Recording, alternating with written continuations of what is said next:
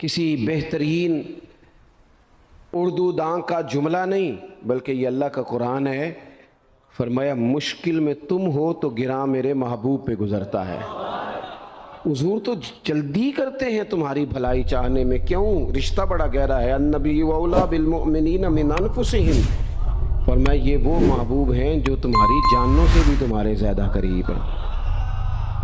رسول کائنات صلی اللہ تعالیٰ علیہ وآلہ وسلم امت کے حق میں نرم دل رکھتے، نرم۔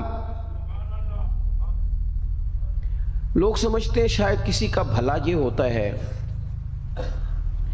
اس کو 4 پیسے دے دیے جائیں، شاید اس کا بھلا یہ ہے کہ اسے نوکری پہ لگوا دیا جائے، شاید بھلا یہ ہے کہ اس شخص کو اگر کسی وہ مشکل میں آ گیا ہے تھانے کچہری کے معاملے میں تو وہاں اس کو سہولت دلا دی جائے، آسانی کر دی جائے، کسی کو مضبوط کر دیا جائے، تو یہ اس کے ساتھ بھلائی ہے۔ میرے رسول پاک صلی اللہ تعالیٰ علیہ وسلم نے بتایا کہ میں نہ مکارم اخلاق کی تکمیل کے لیے آیا ہوں، میں تمہارا وہ نفع کرنے آیا ہوں کہ تمہارا دل ساری جگہوں سے ہٹا کے رب رسول کی طرف مائل کرنا ہے، تمہاری طبیعتوں کے اندر جو سختی ہے اسے نرمی میں بدلنا ہے، تمہارے مزاجوں کے اندر جو بے لگام خواہشات ہیں انہیں شریعت اسلامیہ کی پابندی کی لگام دینی ہے۔ حضور سید عالم علیہ السلام نے لوگوں کی اصلاح کا جو دیکھیں نا، اگر کسی گھر میں بگڑے بچے سنور جائے نا تو روٹی تھوڑی بھی ہو تو گزارا ہو جاتا ہے، اگر گھر والے اخلاقاً اتنے اعلیٰ ہوں، ایک دوسرے سے پیار کرتے ہوں تو تھوڑے پیسوں پر بھی وقت گزر جاتا ہے۔ رسول پاک کا دل دھڑکتا تھا، کس لیے؟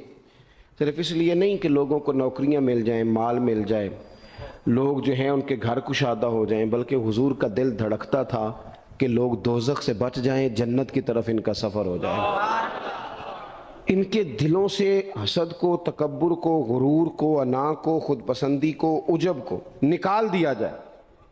یتلو علیکم آیاتنا ویزکیکم، ان کا تزکیہ کر دیا جائے، دل صاف کر دیے جائیں۔ رسول پاک صلی اللہ علیہ وسلم احساس کے ساتھ جاتے ہیں۔ ہمارے ہاں نا تبلیغ ہوتی ہے لیکن اس میں درد نہیں ہوتا، الا ماشاء اللہ، اچھے لوگوں کی بات نہیں کرتا۔ مطلب میرے جیسے آدمی نے تقریر کرنی ہے، گھنٹہ گزارنا ہی ہے، تو پھر بعض اوقات نفس کی خواہشیں غالب ہوتی ہیں تو وہ اصلاح سے زیادہ شوق داد لینے کا غالب آ جاتا ہے۔ وہ آپ کو پتہ ہے نا، وہ ہمارے ہاں پھر وہ نقیب محفل بیچارہ کبھی بھاگ کے ادھر چلا جاتا ہے، کبھی بھاگ کے ادھر آتا ہے، کہتا ہے میں نے جملہ دینا ہے۔ اب وہ ایسے لگتا ہے جملہ نہیں دینے لگا، کوئی ایٹم بم دینے لگا ہے، جس میں اتنی اسے پریشانی، ایک جملہ کہنے لگا، سنبھال کے رکھنا، ضائع نہ کرنا، یہ نہ کرنا۔ وہ تو جملہ رہنے دے، تو آیت دے ہمیں کوئی قرآن پاک کی، تو ہمیں کوئی حدیث پاک سنا، تو اس حدیثی بات کر، یہ تو مطلب۔ اور پھر وہ داد کا اتنا شوق کہ جب تک سارے ہاتھ نہ کڑھیں، جب تک شمال جنوب والے نہ بول پڑیں، تب تک بات نہیں ہوگی۔ یہ کیسی بات ہوئی؟ اصلاح کے اندر تو آپ کا درد آپ کی زبان سے زیادہ اثر رکھتا ہے۔ اقبال کہنے لگے کہ بات جو دل سے نکلتی ہے اثر رکھتی ہے، پر تو نہیں، پر طاقت پرواز مگر رکھتی ہے۔ وہ تو اڑتی ہے، وہ تو اس کی تو پذیرائی ہوتی ہے، اگر بات دل سے نکل رہی ہے تو۔ عزیز بھائی یاد رکھیے گا، حضور سید عالم علیہ السلام درد دل کے ساتھ دعوت دیتے لوگوں۔ 10 دن حضور نے طائف میں قیام کیا ہے، ایک بندے نے بھی کلمہ نہیں پڑھا، الٹا انہوں نے روڑے مارے، تکلیف دی۔ حضور واپس آ رہے ہیں، صحابی ساتھ ہیں، باغ میں بیٹھ گئے، اتنی صحت مبارک پر انہوں نے معاذ اللہ تعالیٰ سنگ باری کی کہ خون مبارک بہہ رہا ہے، فوراً عرض گزار ہوئے، یا رسول اللہ صلی اللہ علیہ وسلم آپ دعا کر دیں یہ تباہ ہو جائیں۔ فرشتہ بھی حاضر ہو گیا، حضور آپ دعا کریں یہ تباہ ہو جائیں۔ لیکن محبوب کے دل میں نرمی ہے نا امت کے لیے، اگرچہ یہ ساری امت دعوت ہے اس وقت، پر اس وقت بھی نرمی ہے۔ محبوب کریم علیہ السلام نے ہاتھ اٹھائے، صحابی کہتے ہیں میرے دل میں خیال آیا اب یہ تباہ ہو ہی، میری طرف دیکھیں جی، اب یہ تباہ ہو ہی جائیں گے، اب کوئی نہیں بچا سکتا انہیں تباہ ہونے سے۔ لیکن حضور نے کیا کہا اے اللہ انہیں ہدایت دے دے، انہیں پتہ ہی نہیں یہ کیا کر رہے ہیں۔ فوراً عرض کی یا رسول اللہ ایک نے بھی کلمہ نہیں پڑھا، ایک نے بھی کلمہ نہیں پڑھا۔ کبھی پتھر مارنے کے والے کے لیے بھی دل میں احساس ہوتا ہے، ہمیں تو کسی نے کچھ بھی نہیں کہا، کوئی گالی نہیں دی، کچھ نہیں کہا، پر ہم سخت کیوں ہیں بھلا؟ وہ ہمارے پیچھے نہیں چلتا ہاتھ باندھ کے، جی میں ہاں نہیں ملاتا، تو ہمارا دل اس کے لیے سخت ہے۔ دو ہی تو بندے ٹھیک ہے دنیا میں، ایک میں ٹھیک ہوں اور ایک جو میری ہاں میں ہاں ملائے پوری، وہ ٹھیک ہے۔ دونوں ہاتھ باندھ کے پیچھے چلے، تیسرے کو میں کیسے ٹھیک ہونے دیتا ہوں؟ میرا مزاج ہی نہیں، اللہ ماشاء اللہ ہماری طبیعت ہی نہیں ہوتی ایسی۔ خدا کے بندو، جب دل کشادہ ہوں، طبیعتیں کھلی ہوں، پھر اس طرح کا تھوڑی مزاج ہوتا ہے۔ کریم محبوب صلی اللہ علیہ وسلم سے عرض کی، حضور ایک نے بھی نہیں کلمہ پڑھا اور پھر بھی آپ کے دل میں اتنی وسعت ہے، آپ ہدایت کی دعا کر رہے ہیں۔ 10 دن لگائے، ایک شخص بھی نہیں آ رہا۔ تو محبوب کیا فرمانے لگے؟ کریم فرمانے لگے، مجھے پتہ ہے انہوں نے تکلیف دی ہے، ایک نے بھی کلمہ نہیں پڑھا، جلدی نہ پریشان ہو جایا کریں۔ کچھ لوگ جلدی کچے جملے بوئے، ساڈی قوم نہیں ٹھیک ہو سکتی جی، ایسمو لگتا کچھ نہیں ہو سکتا دی، یہ نہیں ٹھیک ہو سکتے، فلانے نہیں ٹھیک ہو سکتے۔ شکوہ ظلمت شب سے تو کہیں بہتر تھا، اپنے حصے کی کوئی شمع جلاتے جاتے۔ اللہ کے حبیب صلی اللہ علیہ وسلم سے عرض کی، یا رسول اللہ صلی اللہ علیہ وسلم ایک بھی نہیں مانا اور آپ نے پھر ہدایت کی دعا کی۔ تو یہ میرے محبوب کا امید کا طریقہ ہے۔ کریم فرمانے لگے، اگر آج یہ نہیں مانتے تو پھر بھی تباہی کی دعا نہیں کرنی، یہ نہیں مانتے تو ان کی آنے والی نسلیں مان جائیں گی، مان جائیں گے لوگ۔ اپنے دل میں جب آپ نرمی لے آتے ہیں، ہمارے نا سینکڑوں نوجوان گناہوں میں چلے گئے ایک ایک علاقے سے۔ جو آدمی گناہ میں مبتلا ہوتا ہے نا، وہ سخت تکلیف میں ہوتا ہے۔ انسان کو جو چیز سب سے زیادہ ستاتی ہے وہ اس کی اپنی غلطیاں ہوتی ہیں۔ حدیث میں فرمایا، ما حاک فی صدرک، کھٹکتا ہے سینے میں، چبھتا ہے گناہ۔ یہ تکلیف دہ معاملہ ہوتا ہے، تڑپتے ہیں لوگ، سسکتے ہیں، لیکن روایتی انداز سارا جب ہماری مجالس اور محافل میں ہو جاتا ہے، کوئی نہیں وقت دینے والا، پیار کرنے والا، تھپکی دینے والا، بازو تھام، کوئی نہیں۔ ایک تقریر وہ ہے جو میں آپ سے کرتا ہوں، بس ٹھیک ہے گھنٹہ گزارنا ہے، تو وہ بھی کئی میری طرح کے لوگ ہیں جو جمعرات کو فیصلہ کرتے ہیں سویرے کیا بیان کرنا ہے۔ حالانکہ میری طرح کے جو چھوٹے ہیں وہ ہفتے سے ہی تیاری شروع کر لیتے ہیں تاکہ کچھ غور فکر کر کے قوم کے سامنے رکھا جائے، ضروری۔ اب ایک تقریر میں آپ سے کرتا ہوں، سمجھانے کے لیے عرض کرتا ہوں۔ ایک تقریر ایسی ہے جو خطیب صاحب آپ سے کرتے ہیں، اور خدا نخواستہ اللہ تعالیٰ معاف کرے، صرف سمجھانے کے لیے، اگر ان کو پتہ چل جائے کہ ان کا بیٹا کسی غلطی میں مبتلا ہو گیا تو پھر بھی اسی طرح ہی داد و تحسین کے لیے لش پش کر کے تقریر ہوگی؟ نہیں، پھر یہ انداز نہیں ہوتا۔ پھر تو بچہ کو سامنے بٹھا کے باپ اپنی پگڑی اس کے پیروں میں رکھتا ہے، پھر تو ماں دوپٹہ پیروں میں رکھتی ہے، کہتے پتر میری کمائی نہ اجاڑ دینا، اور نہ پتہ چلا تو سگریٹ پینے لگ گیا، خدا خیر کرے، تیری مہربانی۔ سوتا نہیں، اس کا چہرہ پریشان ہے۔ اب بات آئی ہے نا، اب یہ وقت آیا تبلیغ کا، اصلاح کا۔ اسے منت کر کے سمجھایا، اس کو گزارش کی، اس نے کہا ابا جی غلطی ہو گئی تھی، آئندہ نہیں کرتا، پوری اس نے تسلی دی، پھر بھی نہیں سوتا۔ بچہ تو وعدہ کر کے چلا گیا، پھر بھی نہیں سویا، وہ اپنے کمرے میں چلا گیا اور اس نے مصلی بچھا لیا۔ کہا یا اللہ یہ میری عمر کی کمائی ہے، مالک اسے ہدایت دے دے۔ او بھائی، جب تو اس انداز میں ملت کے ہر بیٹے کی اصلاح کرنے لگے گا، اور اس سے مراد صرف خطیب واعظ ہی نہیں، حضور نے ہم سب کے ذمہ لگایا تھا، بلغ عنی ولو آیا، ہم سب کی ذمہ داری ہے لوگوں کے لیے، لوگوں کو قائل کریں۔ مجھے بتاؤ، اپنی ذات کے حق میں قائل کرنا ہو تو کرتے ہیں کہ نہیں؟ ہوتا ہے نماز کی دعوت ہم کیسے دیتے ہیں؟ ہم کہتے ہیں پڑھ لیے کر نماز، اتنے پیسے کہاں لے کے جائے گا، یہی دعوت ہوتی ہے نا۔ وہ کہتا ہے تو نے اپنی قبر میں جانا اور میں نے، یہ تو ہے ہمارا دین کے حق میں۔ وہ محفل میں آنا اگر ٹائم ملا تو ٹھیک، یہ ہے دین کے حق میں۔ اور جب اپنی باری آئے، کسی سے 50,000 روپے چاہیے تھے، فون کیا اس کو، ملنا تھا، وہ کہتا حکم کریں، کہتے نہیں ٹیلی فون والی بات نہیں، کہتے میں تو 2 بجے ملوں گا، تو 2:30 بجے مل، پر میں مل کے کرنی ہے۔ پھر جاتے ہی اس سے 50,000 مانگا نہیں، پہلے منت کی، دکھ سنایا، پھر اسے ثابت کرایا کہ تیرے علاوہ دینا بھی کسی نے نہیں۔ سارے غلط بندے ہیں، تو ٹھیک ہے معاذ اللہ۔ پھر اس کو یہ بھی ثابت کرایا وقت پہ واپس کر دوں گا۔ اتنی ساری گزارش کر کے رو دھو کے جب وہ پورا قائل ہو گیا تو آخر میں کہا مجھے 50,000۔ صحیح کہہ رہا ہوں؟ ہاں نہ تو کرو نا، چلو ہلکا سا ایسے ایسے تو کرو نا، ہوتا ہے کہ نہیں ایسے؟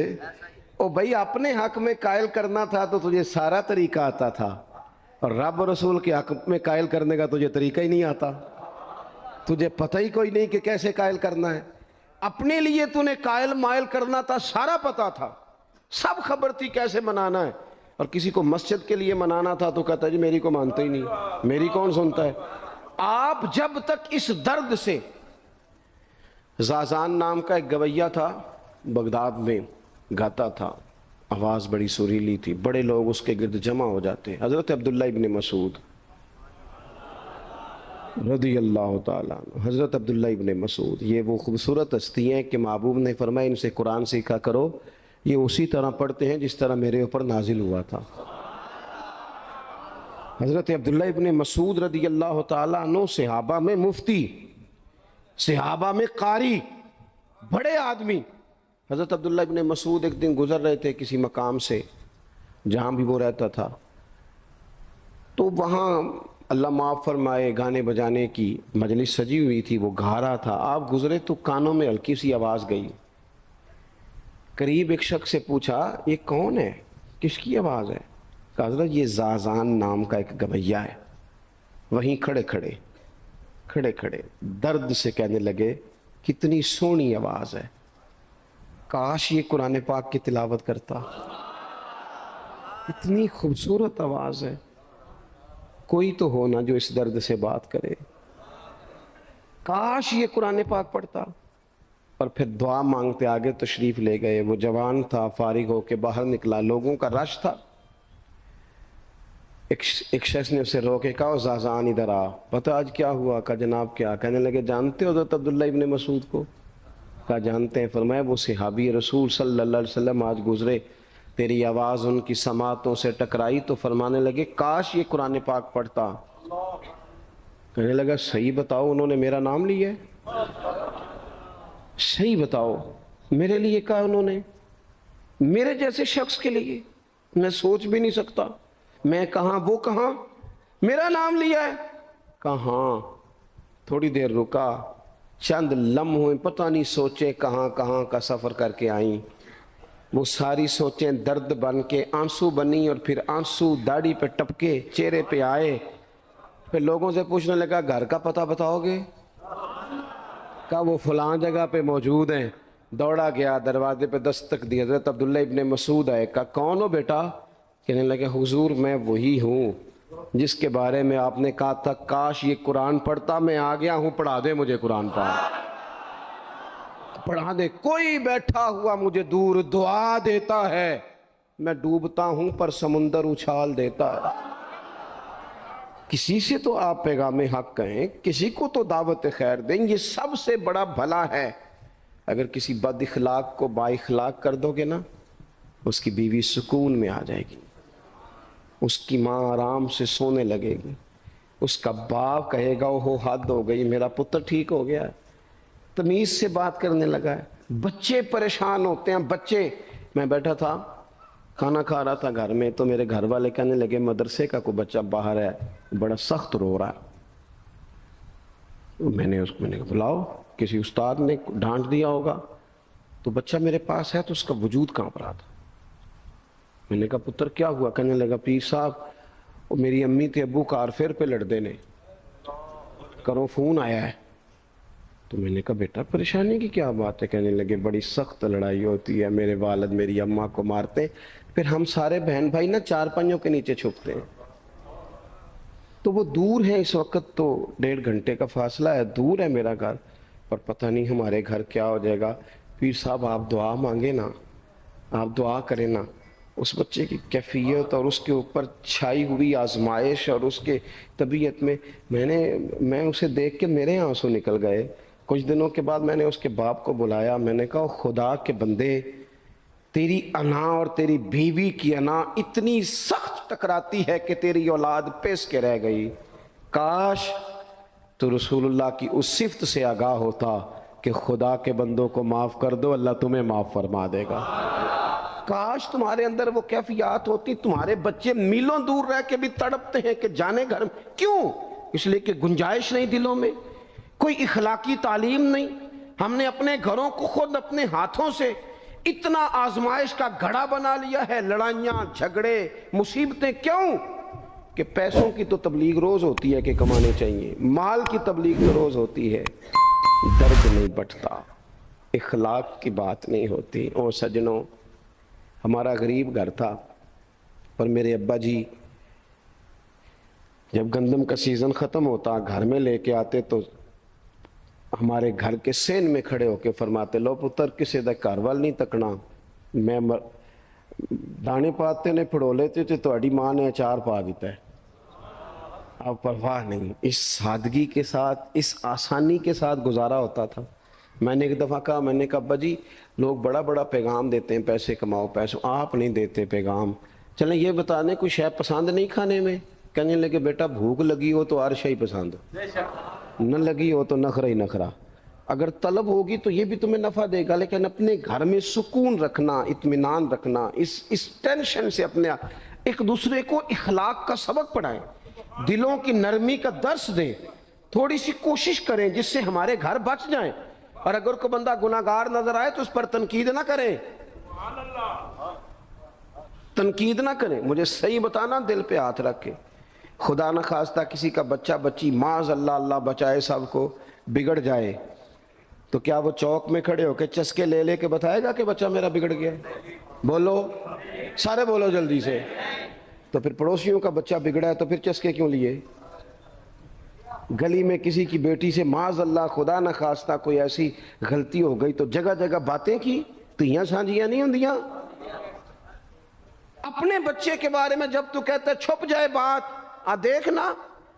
حضرت سیدنا جنید بغدادی کہتے ہیں میرے ماموں تھے حضرت سری سختی، میں اپنے ماموں سے ہی بیعت تھا، انہی کی خدمت میں رہتا تھا۔ فرماتے ہیں ہم جا رہے تھے، ایک دن انہوں نے چھڑی پکڑی ہے، ایک ہاتھ میں مجھے تھاما، تھوڑا آگے گئے تو رش تھا، چند لوگ کھڑے تھے، تو حضرت سری سختی مجھ سے کہنے لگے جنید دیکھ تو صحیح رش کیوں ہے؟ تو میں گیا تو ایک نوجوان شراب پی ہے، معاذ اللہ نشے میں دھت لیٹا ہے، ارد گرد لوگ کھڑے، اور وہ چونکہ پوری طرح اس پر نشہ غالب ہے تو اول فول باتیں کر رہا ہے، لوگ بھی اس کے ساتھ جو ہے وہ ہنسی مذاق کر رہے ہیں، اس کا مذاق اڑا رہے ہیں، رش ہے۔ میں نے آ کے کہا حضور دفع کریں، ایک شرابی لیٹا ہے، لوگ بھی مذاق اڑا رہے ہیں اور بس ایسے شغل لگا ہوا ہے۔ سارے لوگ تماش بین نہیں ہوتے۔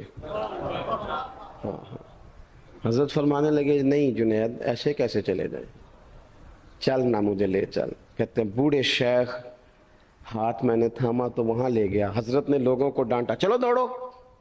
پرانے زمانے میں لوگ بزرگوں کی حیا کرتے تھے، سب لوگ وہاں سے چھٹ گئے۔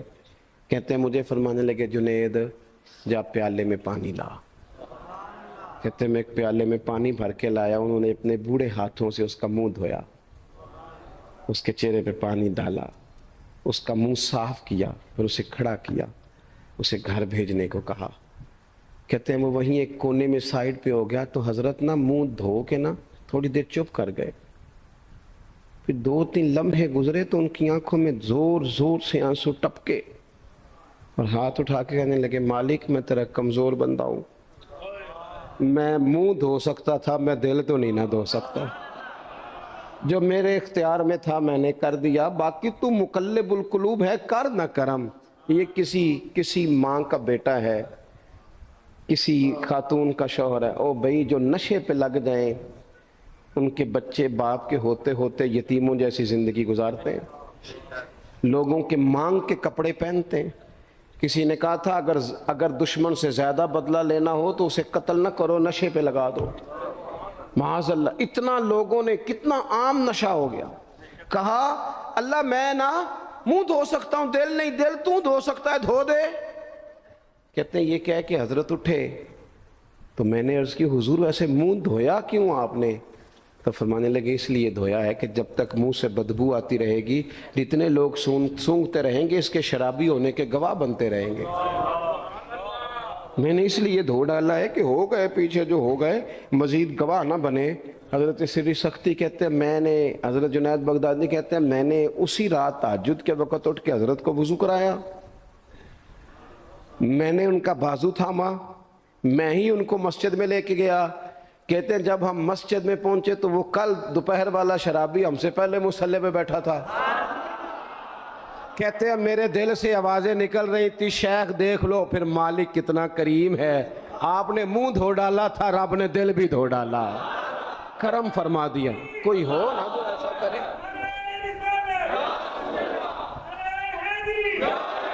آؤ نا سنگیوں ملیں، ایک دوسرے کا منہ تو دھونا شروع کرے نا، آؤ نا ایک دوسرے کو یہاں تک تو ہم یہاں تک وضو کا پانی تو فراہم کریں نا، کچھ تو خیر تقسیم کرے۔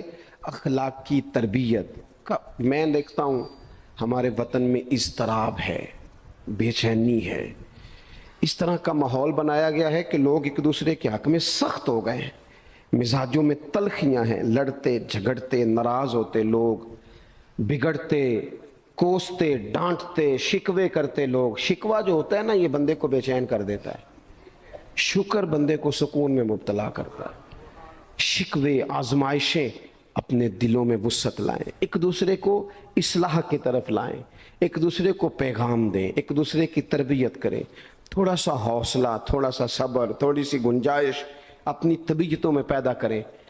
اپنے بچوں پر سب سے زیادہ نگرانی یہ کریں کہ ان کا اخلاقی معیار کیا ہے۔ اگر میں اور آپ خدا نہ خواستہ بچوں کو صرف یہ تربیت دیں گے نا کہ وہ پیسہ پیسہ پیسہ پیسہ، شادیاں بھی پیسے دیکھ کے کریں گے، تو یاد رکھنا پھر ایک دن وہ یہ بھی کہیں گے کہ ابا کاش تو کو ڈھابے کا کام کرتا تو آج ہمارے پاس بھی پیسے ہوتے۔ پھر باپ سے بھی پیسوں کا ہی مطالبہ ہوگا، پھر لوگ ماں باپ بھی پیسوں کے لیے چھوڑ کے چلے جاتے ہیں۔ پھر جب آپ نے تربیت جس چیز کی تھی تو نتیجہ بھی تو وہی برآمد ہوگا۔ یہ تو نہیں ہو سکتا کہ بندہ بیج کوئی اور لگائے اور درخت کوئی اور نکلے، یہ ہو نہیں سکتا۔ اگر ہم اپنے باپ سے روز جھگڑا کریں گے 5 مرلے کے لیے تو یاد رکھنا پھر ہمارا بیٹا 1.5 مرلے کے لیے بھی جھگڑا کرے گا، پھر معاملہ اس طرح کا مرتب ہوگا۔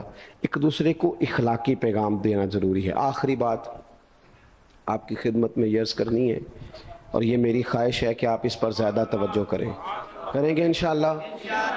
آپ سارے ویڈیو بنائیں، مجھے کوئی اعتراض نہیں، پر مہربانی کریں دیکھیں تو میری طرف نہ۔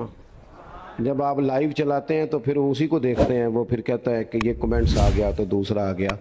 اللہ کرے میری بات آپ کے دل میں اتر جائے۔ آپ تھوڑی سی توجہ کریں، میں کیا عرض کرنا چاہتا ہوں، غور کریں میرے بھائی۔ ملک میں نا مہنگائی تیزی سے عروج پکڑ گئی ہے، اور مہنگائی جب ہوتی ہے نا تو امیروں نے تو مال بیچنا ہوتا ہے تو ان کا دگنا ہو گیا تو وہ تو اور امیر ہو گئے، تو غریبوں کے لیے مشکلات بڑھ گئی ہیں۔ جو طبقات بیچارے تنخواہ دار تھے، کمزور تھے، میری طرف دیکھیں جناب، وہ اور کمزور ہو گئے۔ ہمیں زیادہ تو نہیں لیکن اتنا ضرور کرنا چاہیے۔ یہ قرآن پاک دے دیں جی مجھے دے دیں، لے لیا تشریف رکھیں آپ۔ عزیز بھائی تھوڑا سا نا، زیادہ نہیں، 3 لوگ مل کے ایک غریب آدمی کا خیال تو رکھ ہی سکتے ہیں نا، لیکن غریبوں سے بھی عرض کروں گا سہارا بندوں کو نہیں بنایا کرتے، سہارا رب رسول کو بنایا کرتے۔ کسی سے تھوڑی سی مدد لینا تو ٹھیک ہے، چلو آگے جانے کے لیے تھوڑا سا سہارا لے لیں کہ اب مشکل ہے تو یہ کراس نہیں ہو رہا رستہ، تھوڑا سا سہارا تو لے لیں۔ لیکن جو لوگ مستقل سہاروں پہ آ جاتے ہیں ان کا تو پھر اپنی طاقت ہی ساری ختم ہو جاتی ہے۔ گردن کو جھکا دیتا ہے خیرات کا پتھر، جہاں میں مانگنے والوں کے سر کبھی اونچے نہیں ہوتے۔ تھوڑی سی ہم نے ایک دوسرے کی مدد کرنی ہے۔ جو لوگ زیادہ مالدار ہیں ان سے میری گزارش ہے کہ تھوڑے سے خرچے کم کر لیں، اپنے ہاتھوں سے تقسیم کریں۔ یہ چھوڑ دیں کہ وہ میرے چچا کے جو بیٹے ہیں وہ میرے ساتھ اچھا سلوک نہیں کرتے، وہ فلانے ہیں، وہ ان کا سلوک اگر وہ کریں گے تو اللہ سے اجر لیں گے۔ آپ اگر ان کو محسوس کرتے ہیں نا وہ غریب ہیں، ماموں کے بیٹے، چچا کے بیٹے، گلی والے، محلے والے، تو تھوڑا تھوڑا کر کے اپنے بھائیوں کی مدد کرنی شروع کریں۔ دیکھو عید پہ کپڑے تھوڑے لے لو نا، ویسے بھی سوٹ کی ضرورت تو صرف عید پڑھنے کے لیے، بعد میں تو کپڑے بدل کے گوشت کرتے ہیں، تو بچے ویسے سوئے رہتے ہیں سارا دن۔ تھوڑی سی نا اپنے اضافی خرچے کم کریں، غربا کی تھوڑی، یہ عید گزری تھی نا چھوٹی تو شادیاں شروع ہو گئی تھیں۔ میرے پاس لوگ بہت زیادہ آتے ہیں، چونکہ نیک آدمی سمجھ کے اچھا گمان کر کے لوگ دعاؤں کے لیے کہتے ہیں، تو ان کے دکھ سن کے نا تو کئی دفعہ سوچتے ہیں کہ یار یہ جو امیروں نے اتنے مہنگے مہنگے ہوٹلوں میں روٹیاں کھائیں، اتنی مہنگی مہنگی گاڑیاں پجارو، یہ اللہ کے حضور جواب بھی تو دینا ہے نا۔ ہم نے ایک دوسرے کا خیال چھوڑ گئے، دو چار باتیں سوچ کے نا، وہ جی اس کے گھر میں 3 لوگ ہیں، کام کیوں نہیں کرتے ہیں؟ خدا کے بندے کرتے ہیں کام، لیکن محنت سے نہیں ملتا، خدا کے فضل سے ملتا ہے۔ تیرے اوپر فضل ہے، تجھے اب باتیں آتی ہیں، لیکن کئی دفعہ سارے بھی کریں تو رزق جب ہی آتا ہے جب رب چاہتا ہے۔ ایک تو وہ لوگ ہیں جو ہاتھ پھیلا کے مانگ لیتے ہیں، ایک سفید پوش ہوتے ہیں، لا یسألون الناس الحافا، جو لپٹ لپٹ کے سوال نہیں کر سکتے۔ ان کو دیکھیں، بالخصوص اپنے بہن بھائیوں میں، قریبی رشتہ داروں میں، پڑوسیوں میں تھوڑی تھوڑی لوگوں کی مدد کریں، اور اپنے خرچے بتدریج کم کریں۔ خواہش تو بچوں کی طرح ہوتی ہے، ایک خواہش پوری کریں تو دوسری پیدا ہو جاتی ہے، دوسری پیدا کریں تو 4 خواہشیں اور کھڑی ہیں۔ یہ نفس تو بچے کی طرح ہے، اپنی خواہشات تھوڑی کم کر کے۔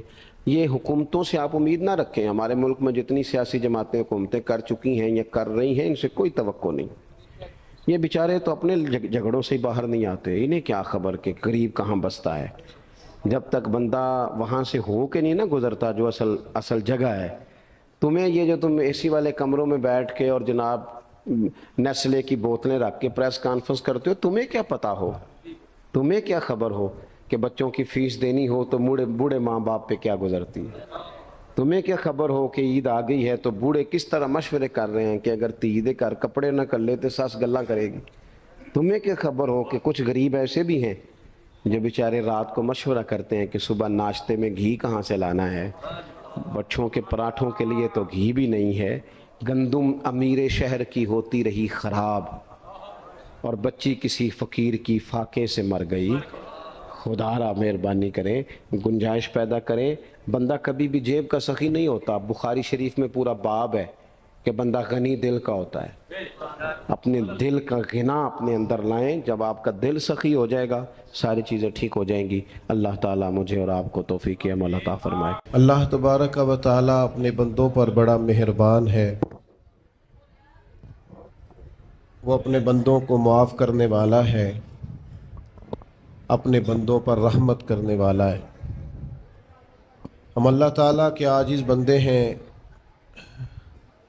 خواہشات نفسانیہ کئی دفعہ معاذ اللہ غالب آتی ہیں، غلطیاں ہو جاتی ہیں، اور ان غلطیوں کی پاداش میں انسان اپنی جان پر زیادتی کرتا ہے۔ اللہ تعالیٰ معاف کرے تو اس کا سفر اللہ کے عذاب کی طرف ہوتا ہے۔ اب ہمیں یہ حکم ہے کہ ہم سب بار بار استغفار کریں اپنے رب کی بارگاہ میں، اس کے حضور توبہ کریں، اللہ سے معافی کے خواستگار ہوں۔ نبی پاک علیہ الصلوۃ والسلام نے تعلیم امت کے لیے فرمایا ہے کہ میں دن میں 100 بار اپنے رب سے استغفار کرتا ہوں۔ بار بار اس کی طرف رجوع کیا جائے، بار بار اپنے رب کے حضور معافی مانگی جائے، اور بار بار جائزہ لیا جائے اپنے اعمال کا۔ بار بار کوشش کی جائے کہ ہم اپنے آپ کو سنواریں، ہم اپنے آپ کو بدلیں، اپنے اندر تبدیلی لائیں، ہم ایسے اعمال کریں جس کی برکت سے اللہ تعالی ہمیں معاف فرمائے۔ کوشش کریں کہ ہم بار بار اپنا حساب کریں، محاسبہ کریں۔ ہمارے ہاں یہ ہوتا ہے کہ لوگ اپنی جسمانی صحت کا تو بڑا خیال رکھتے ہیں کہ میری طبیعت ٹھیک نہیں، ٹیسٹ کرا لوں، یہ چیز کھاؤں، یہ نہ کھاؤں، میں غور کروں کہ کس چیز سے میری طبیعت خراب ہوتی ہے، کس سے بہتر ہوتی ہے، اس کا بڑا لحاظ اور خیال کیا جاتا ہے۔ لیکن روحانی زندگی کس سے برباد ہوتی ہے، کون سے گناہ ہیں جو باطن کو اجاڑ دیتے ہیں، دل کو تباہ کر دیتے ہیں، اخلاق کا جنازہ نکال دیتے ہیں، اس پر ہم غور نہیں کرتے۔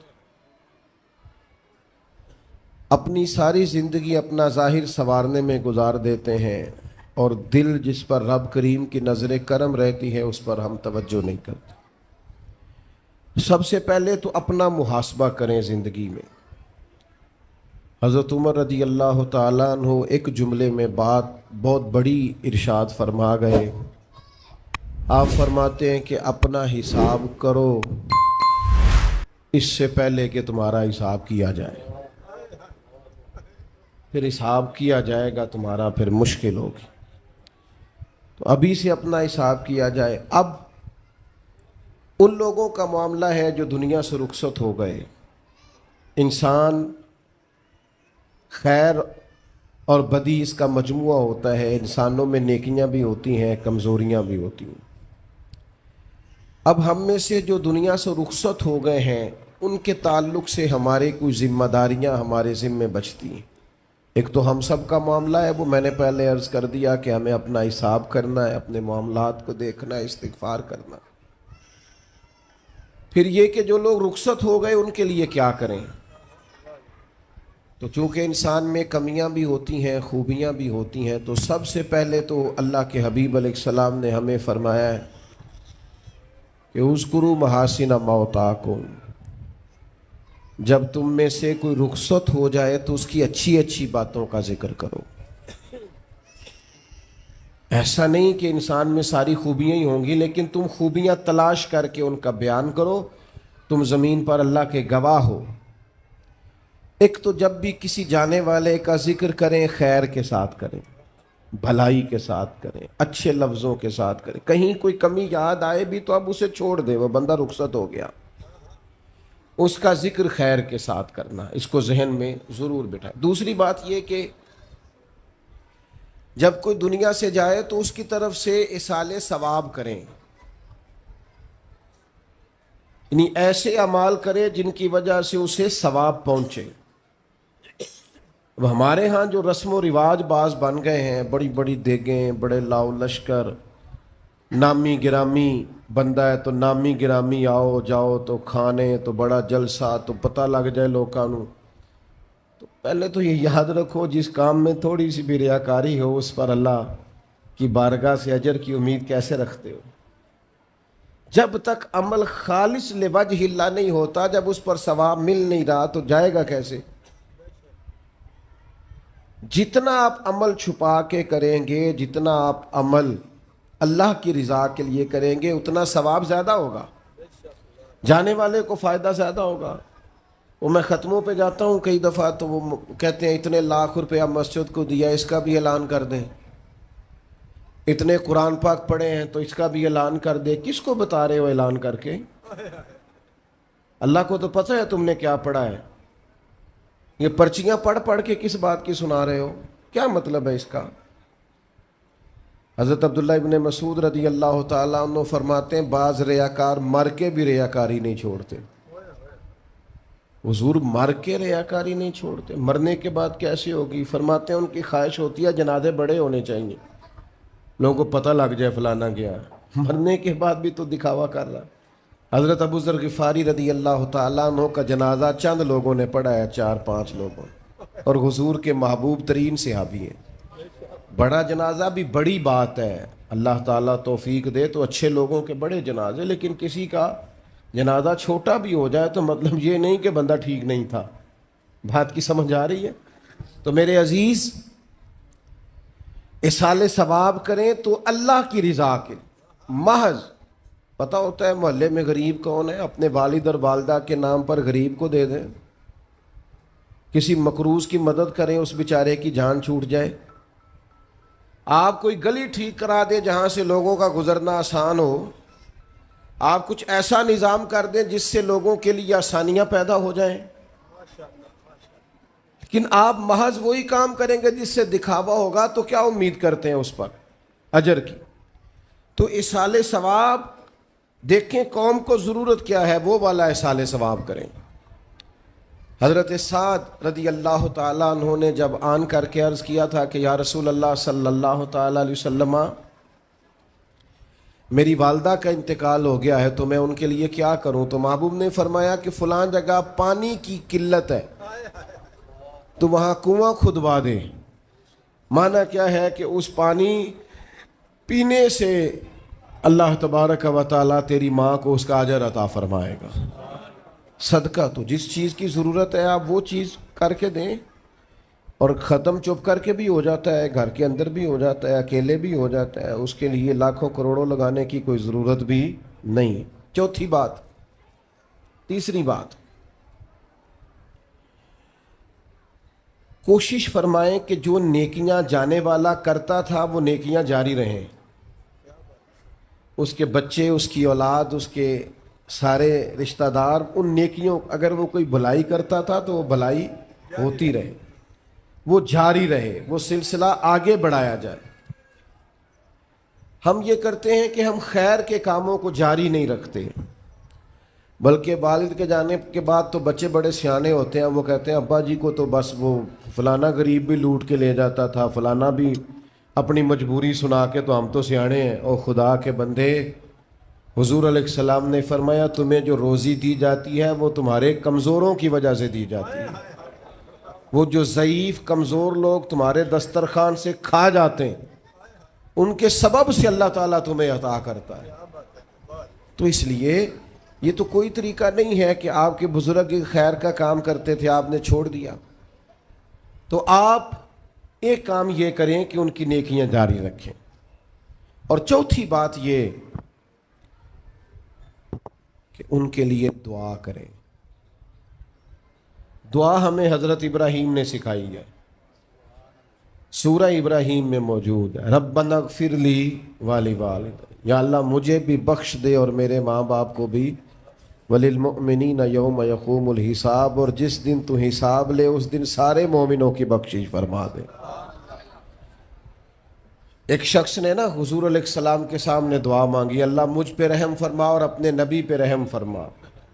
حضور فرمانے لگے تو نے اللہ کی رحمت کو محدود کیوں کر دیا ہے؟ تو کہہ سارے مومنوں پہ رحم فرما، سب پہ رحم فرما۔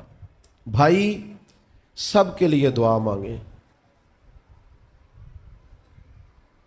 یہ 2-4 بچوں کا موبائل کا مسئلہ رہ گیا، باقیوں کا بیٹا بیٹھ جاؤ، پیارے بیٹے بیٹھ جاؤ، پتر بیٹھ جاؤ، آپ بھی بیٹھ جاؤ بیٹے،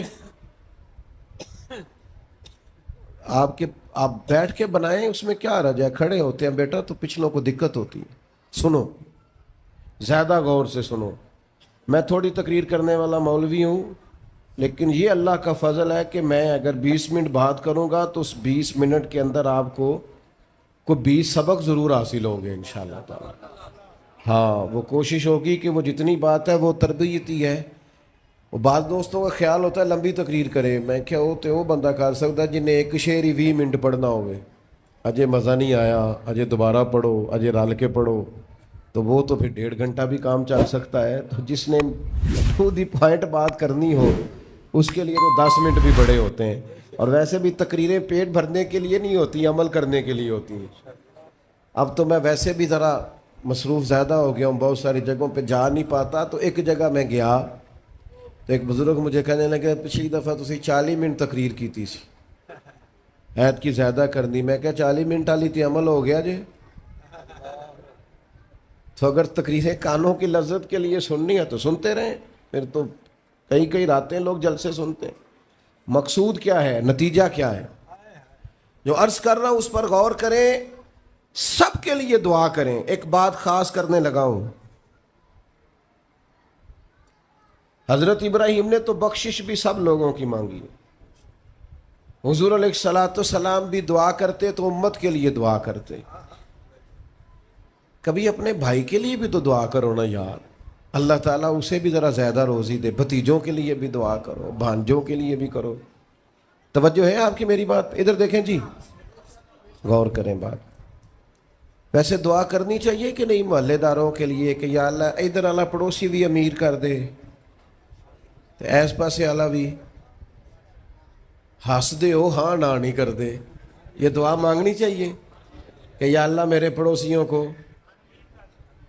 نہیں آپ بول ہی نہیں رہے، تسا کتوں منگنی دعا؟ منگنی چاہیے نا، مانگتے ہیں ہم۔ ایسی ہوا چلی ہے کہ ہر شخص سوچتا ہے تمام شہر جلے بس ایک میرا گھر نہ جلے۔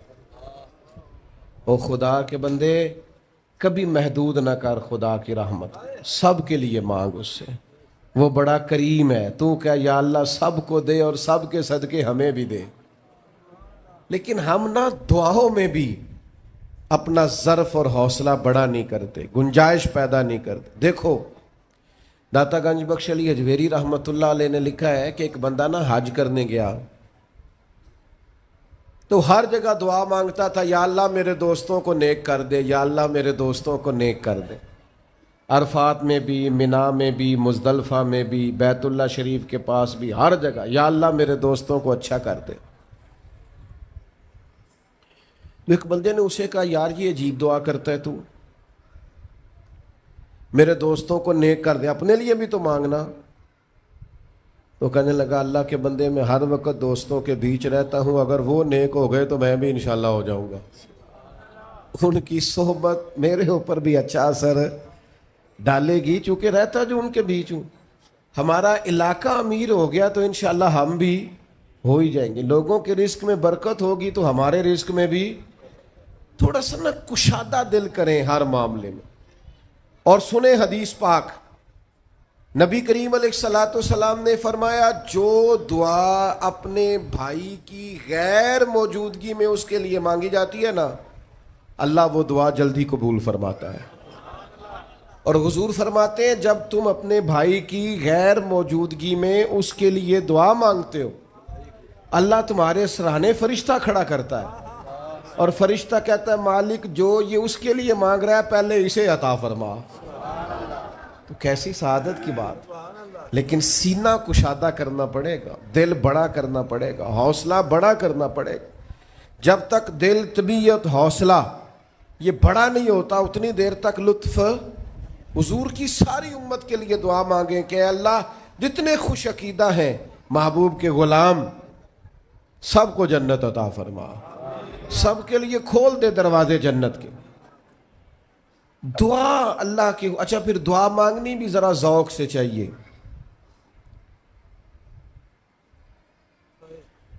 کسی بندے نال ذاتی کام ہوئے، ذاتی کوئی لوڑ پہ جائے وہ کیویں کرائی دا پلا جی؟ تو پتہ ہے سارے گل دا۔ السلام علیکم جناب، کہندا وعلیکم السلام، کتھے ہو جی؟ میں تے دور ہاں کدھرے، تسی حکم کرو۔ کہندا نہیں ٹیلی فون والی گل ہی نہیں، مینوں مل کدھرے۔ اور رات کو کسی وقت کہتا میں 2 بجے آؤں گا، میں جاگنا یار مجبوری بڑی ہے، تو پاویں 3 بجے آ مر مینوں مل کے سویں۔ پھر اس کو جا کے مجبوری بتاتے ہیں، کلیاں قسمیں اٹھاتے ہیں، اور یہ بھی اس کو کہتے ہیں بار بار کہ میں سارے دوستاں سنگیاں ساتھیاں ساکاں نو آکھ بیٹھا تیرے تو بغیر گل کو نہیں سنی کسی بھی۔ پورا قائل کرتے ہیں اس کو، پورا مجبور کر دیتے ہیں مدد کرے۔ کرتے ہیں کہ نہیں ایسا؟ لوگ کرتے ہیں نا۔ اور تمہیں پتہ ہے بندہ کیسے مانتا ہے، منا لیتے ہو تو سیکھ جاؤ نا رب کیسے مانتا ہے۔ کبھی بیٹھو نا اکیلے مصلی بچھا کے اور کہو نا اس سے کہ مالک تیرے سوا کدھر جائے، کس سے کہیں، کس کی بارگاہ میں عرض کریں، کون ہے جس کے حضور جائیں۔ ایک بزرگ تھے تو ان کی بڑے درد سے دعا مانگتے تھے، تو کسی نے کہا کہ آپ نے دعا مانگنے کا طریقہ کس سے سیکھا؟ کہنے لگے اپنی بیوی سے۔ نہ بیوی سے کیسے سیکھا؟ تو وہ کہنے لگے میری بیوی کو کوئی کام تھا گھر کا، کوئی خرچہ اس نے مجھے بتایا، تو میں نے اسے کہا ابھی میرے پاس پیسے کوئی نہیں، آتے ہیں کہیں سے تو دیتا ہوں، کرا دیں گے۔ عورتوں کی عادت ہوتی ہے 2-4 دن کے بعد پھر یاد کرایا کہ وہ کام گھر کا ہونے والا ہے، پیدا کیا ہے، بتا تیری بارگاہ میں عرض نہ کروں تو پھر میں کس سے کروں۔ بندے تو بات سنتے ہیں تو پھر وہ پردے کھول دیتے ہیں، دیتے کچھ نہیں اور لوگوں کو سناتے ہیں فلانا آیا جی پیسے پہ منگدا ہے۔ ایک سنگی سی ایک دفعہ تے انہیں پائی دا تگڑا ہے چنگا، دور کسی سنگی کو لونے کو مدد لئی تھوڑی۔ میں نے کہا یار تیرا بھائی ٹھیک ٹھاک ہے؟ وہ کہتا ہے دیندا تے ہے پر بدنامی بڑی کرتا ہے، سب نو دس چھڑتا ہے۔ عزت رب کی بارگاہ میں بندہ عرض کرتا ہے تو بندے کا پردہ بھی رہ جاتا ہے اور وہ عطا بھی کر دیتا ہے۔ میرے دوستو دعائیں شوق سے مانگو، دعائیں درد سے مانگو۔ وہ اکبر الہآبادی نے کہا تھا مصیبت میں بھی اب یاد خدا ہم کو نہیں آتی. دعا منہ سے نہ نکلی، جیبوں سے عرضیاں ہی نکلی. دفتروں میں درخواستیں جمع کرانے کے لیے بڑا وقت ہے، اس کی بارگاہ میں کیوں نہیں بیٹھتے؟ اس کے حضور حاضر کیوں نہیں ہوتے جو پردہ پوشی کرے، اپنے بندوں کو نوازے؟ اور 10 منٹ نکال کے اس کی بارگاہ میں آ تو صحیح. حضور فرماتے ہیں رب کہتا ہے میرا بندہ جب میری بارگاہ میں ہاتھ اٹھاتا ہے مجھے حیا آتی ہے، میں خالی واپس کیسے کر دوں؟ جاتے ہی نہیں، عرض ہی نہیں کرتے. دعا تو مومن کا ہتھیار ہے، طاقت ہے، بندے کی شان ہے. ہر دکھ سکھ رب رسول کی بارگاہ میں کہے، طاقتور ہو جائے. اور پھر دعا ذوق سے کرے، شوق سے. میں چھوٹا سا آدمی ہوں، صبح مسجدوں میں نا قاری صاحب کے پاس، حافظ صاحب کے پاس بچے سبق پڑھنے آتے ہیں، الف با تا سا. میری طرح کا سب سے چھوٹا مولوی بھی سبق پڑھا رہا ہو نا، تو بچہ سبق پڑھاتے ادھر ادھر دیکھے تو قاری صاحب تھپڑ مارتے، کہتے ادھر تک کوئی سبق میرے سے پڑھ رہا، دیکھ ادھر رہا ہے. اور بات بھی ٹھیک ہے کہ وہ بچہ کیسے پڑھے گا جس کا دھیان ہی نہیں، لفظوں کی پہچان ہی نہیں ہوگی. ڈانٹتے ہیں استاد ادھر توجہ کر. عجیب لوگوں نے رب سے دعا مانگ رہے ہیں، دھیان کسی اور طرف ہے، دل کسی اور طرف ہے، ذوق کسی اور طرف، توجہ ہی کوئی نہیں. مانگ اللہ سے رہیں. بارگاہ کتنی بڑی ہے اور رٹی رٹائی دعائیں چل رہی ہیں، دعاؤں میں باتیں ہو رہی ہیں. ان تے بندے دعا دے ٹائم بھی موبائل نہیں بند کرتے، وہ بھی ویڈیو چاہیے انہوں نے. اللہ سے مانگ رہے ہیں اس وقت بھی توجہ. حضرت موسیٰ علیہ السلام نے عرض کی رب کی بارگاہ میں کہ میری قوم عرض کرتی ہے مالک تو ہماری دعائیں قبول نہیں فرماتا. اللہ کریم نے فرمایا کلیم ان کے لفظ میرے ساتھ ہوتے ہیں، دل نہیں میرے ساتھ ہوتے. جملے رٹے رٹائے بولنا اور دل پتہ نہیں کہاں گردش کر رہا ہے. بات جو دل سے نکلتی ہے اثر رکھتی، پر نہیں طاقت پرواز مگر رکھتی. اب جو ہم جانے والوں کے لیے دعائیں کریں گے اس میں تو ہمیں چاہیے آپ پیر صاحب سے دعا ضرور کرائیں، علامہ صاحب سے ضرور دعا کرائیں، لیکن جس ذوق سے پتر نے دعا مانگنی ہے نا والد کے لیے، وہ دوسرا کوئی نہیں مانگ سکتا. جو بیٹی نے دعا مانگنی ہے نا درد سے، وہ دوسرا کوئی. آپ خود دعا مانگیں، خود ختم شریف پڑھیں، خود تلاوت کریں. اسی بڑے منفرد لوگ ہیں. ہمارا یہ طریقہ ہے کہ ہم نے رویہ اس طرح کا بنایا ہوا ہے کہ قرآن شریف بھی کوئی اور ہی پڑھے گا ہمارے ابا جی کے لیے. او بھائی آپ بھی تو کوئی 2 پارے پڑھے نا اپنے والد کے لیے. او میں اینے قرآن پاک پڑھائے نے، تو آپ کنے پڑھے نے بھائی؟ ایک بھی نہیں. وہ سارے مدرسے کے بچے. اور پھر آپ نے ناراض نہیں ہونا میری بات سے. قرآن پاک کے بارے میں نبی پاک علیہ السلام نے فرمایا جب تک دل جمے پڑھو، اور جب دل نہ جمے طبیعت تھکے تو چھوڑ دو. یا جڑا اسی بالا نو بلانے ہیں مدرسے تو کہنے ہیں پورا قرآن پڑھ کے ہی اٹھنا جی، وہ دا کی مطلب ہے؟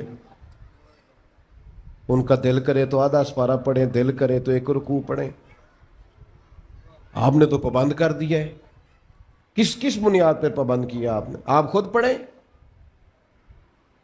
اور پھر علماء نے لکھا ہے بچہ نیت کر لے والد کے لیے پڑھ رہا ہوں، کہنے کی بھی ضرورت نہیں، اللہ ثواب عطا کر دے گا. خود 1 سپارہ نہیں. اور بیٹا بیٹی بھائی سنیں میری بات، اللہ آپ کو سلامت رکھے. میری بات سنیں. اب ہم نے کرنا کیا ہے؟ اب کرنا یہ ہے کہ ہم نے خوب دعا کرنی ہے. آج بھی جن کے ختم کے لیے ہم آئے ہیں نا، ہمارا دل پورا لگ جائے. اس طرح بندہ رب کو مناتا ہے نا، یہ ضروری نہیں کہ یہاں سے سپیکر سے یہ دعا ہوگی وہی دعا ہے. آپ اپنے دل میں 2 جملے کہہ دیں اس کے لیے کہ یا اللہ تو مہربان ہے. دیکھو لمبا نہیں یاد رکھتے لوگ، جو قبروں میں پڑے رہ گئے، آہستہ آہستہ بندے بھولنے لگتے ہیں. جب کسی کا انتقال ہوتا ہے لوگ روز قبرستان جاتے ہیں، پھر تھوڑے دنوں کے بعد یہ روٹین کی ہے. فرمایا قبر والا ماں، میرا باپ، میری اولاد میرے میرے میرے میرے لیے دعا کریں، میرے اپنے میرے لیے دعا کریں، وہ تو انتظار کر رہا۔ دوستو، اپنے جانے والوں کا بہترین تحفہ ان کے لیے دعا کرو۔ میری والدہ، میرے والد چلے گئے، کوئی مجھ سے پوچھے نا ان کے لیے کیسے دعا کرتے، تو میں کہتا ہوں میری سانسیں بھی دعا کرتی، میری دھڑکنیں بھی دعا کرتی۔ ایک دن نہیں، ایک دن میں کئی دفعہ جب بھی خیال آتا ہے ان کے، قرآن مجید نے خود توجہ دلائی، وَقُلْ رَبِّ ارْحَمْهُمَا كَمَا رَبَّيَانِي صَغِيرًا۔ اللہ کہتا ہے کہو اے اللہ ان دونوں پہ رحم فرما، جب میں چھوٹا تھا تو میری انہوں نے پرورش کی تھی۔ رب نے دعا سکھائی۔ بھائیو، صرف مسلمان کا آج موبائل بھی آباد ہے، فوٹو بھی آباد ہے، اور دسترخوان بھی آباد ہے، اور ہوٹل بھی آباد ہے۔ جس چیز کو آباد نہیں کرتے وہ مسلح ہے۔ مسلح کمزور ہے، مسلح طاقتور ہونا چاہیے۔ وہ بندہ طاقتور ہے جسے اللہ سے جڑنا آتا ہے، دعائیں مانگنی آتی، التجائیں کرنی آتی، خوب دعائیں مانگیں، خوب اس کی بارگاہ میں حاضری دیں۔ آخری بات آپ سب کے لیے میری یہ ہے کہ ہم سب نے دنیا کو چھوڑ کے جانا ہے۔ ہم دنیا میں اچھے عمل کرنے آئے ہیں۔ جڑا بچہ اتوں پردیس گیا ہے نا، ابا جی نے پلاٹ ویچیا ہے تے اماں نے زیور ویچیا ہے، وہ باہر کام نہ کرے تو جڑے اتوں کو بندہ جائے وہ کہندے یار تو کڈا بیوقوف ہے، تیری ماں پیو نے جڑے کام کر لیا تو وہ کردا ہی نہیں، ویلا پھرنا ہے۔